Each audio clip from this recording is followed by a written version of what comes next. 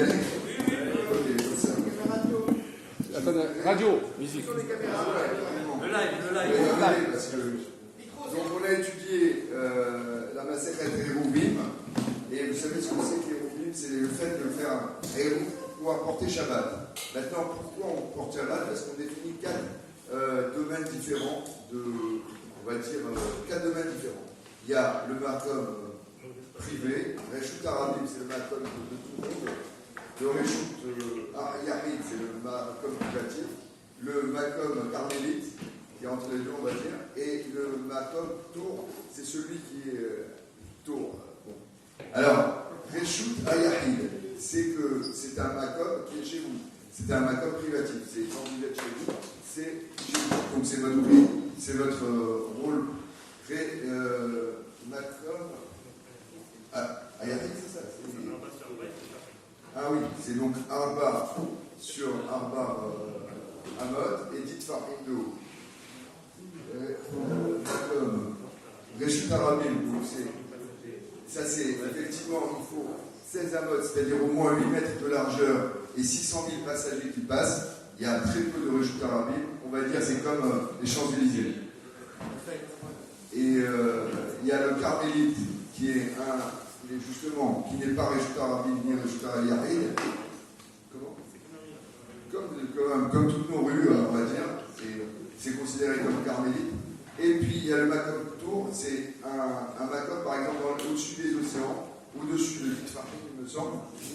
Et au-dessus, tout ce qui est le ciel, on va dire, c'est Makom Tour. Bon, je laisse à Benjamin.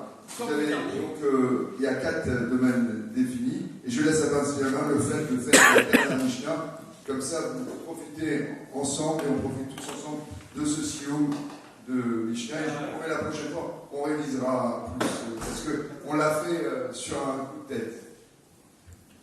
Kazak. Effectivement, on a plus l'habitude de faire. On oublie le micro? Oui, alors. On a plus l'habitude de faire. Star ou pas star? Un siou sur une fin de Gemara et pas sur une fin d'un traité de Mishnayot. Et pourquoi on a envie de faire Mishnayot? Pour quelques raisons. La première, déjà, c'est qu'on va faire le jeu de la presse, ce qu'on appelle ce date Toda. Déjà, quand on remercie Hachem, il permet d'étudier la Torah. C'est pas évident, on le voit bien tous les jours. Donc, de pouvoir jouer tous les jours des Mishnayot, déjà, il faut remercier Hachem. Et après, c'est qu'en fait, c'est la fin d'un traité, mais aussi, on a fini par Hachem plusieurs traités de Mishnayot. Et du coup, en fait, un signe s'est imposé pour fêter le fait que même si on n'a pas beaucoup de temps, parce qu'on travaille tous, on est par le temps, mais juste en se consacrant juste quelques minutes par jour à l'étude des Mishnayot, 10 minutes par jour, pas plus, et ben, avec les semaines, les mois, on arrive à finir le traité, on arrive à finir beaucoup de choses. Donc c'est pour toutes ces raisons. La Mishnah dit comme ça très rapidement en 3-4 minutes. Lorsqu'un reptile est trouvé dans le temple pendant le Shabbat, le prêtre qui le découvre doit l'expulser à l'aide de sa ceinture afin de ne pas laisser présent l'élément impur. Telles sont les paroles de Rabbi Yochanan ben Beroka. Donc ça veut dire que dans le temps de Beth Amikdash, si jamais un Kohen qui était en service trouvait un reptile, alors là, il devait l'expulser à l'aide de sa ceinture. Alors déjà, après de l'expulser, parce qu'on sait que les Kohanim devaient rester tout le temps en état de pureté absolue. Or, un reptile, c'est impur. Maintenant, pourquoi avec la ceinture? Alors, parce que si jamais le Kohen le touchait lui-même, alors il devenait impur à son tour. Or, la ceinture, c'est ce qu'on appelle une Touma Maga. C'est-à-dire que le fait de le toucher par l'intermédiaire pour le reptile, eh bien, ça ne rendait pas impur la ceinture, qui ne rendait pas impur donc le Kohen. Donc, le fait de lever de cette façon-là un reptile, la propagation de la Touma ne se propageait pas.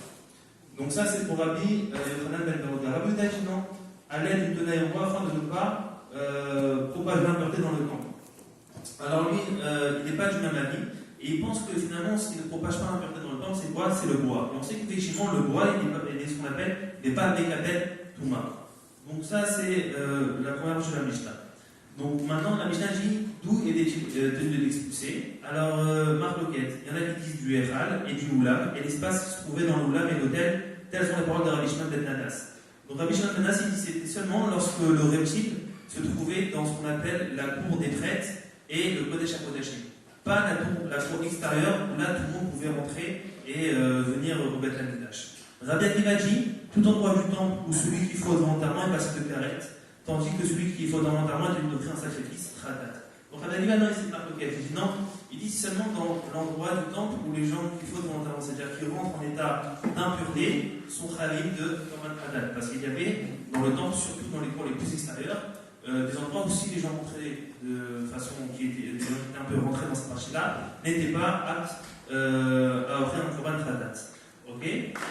Donc ensuite, et il dit que justement, on s'en fout au endroit du temple, d'accord, dans lequel a priori, lorsqu'on rentrait en état d'impureté, on n'était pas khayab de korban khatat, il suffit juste de recouvrir le chéretz et on le laissait là poser. Et puis Rabbi Shimon dit, lorsque les sages, pour donner la possibilité d'être permissif, ils n'ont fait que lorsque cela était permis de la Torah. Donc en fait, on voit que dans les Mishnah précédentes, eh bien, il y avait beaucoup de melachot qui étaient interdits de faire pour nous le commandement tel, mais qui étaient autorisés pour le Beth Amikdash.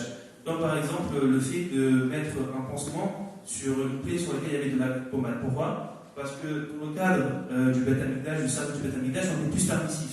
Parce que c'était pour la Voda. Mais finalement, dans le cadre classique, privatif, on n'est pas permissif. Et c'est ce que dit Rabbi Shimon a dit finalement, tout ce qu'on donnerait la possibilité d'être permissif lorsqu'il s'agit d'un Issour Derabanan, c'est seulement lorsque eh bien, il n'y a pas à cela un shoresh d'Oraïta. Mais si jamais la Melacha, son shoresh, c'est d'Oraïta, comme par exemple le fait de construire quelque chose qui est bonné, qui est vraiment un Melacha, alors là, même a priori dans le Beth Amikdash, ça serait interdit de faire une Melacha pendant Shabbat. Voilà, on a fini la Maseret Eruvin, Adran Alach, Maseret Eruvin.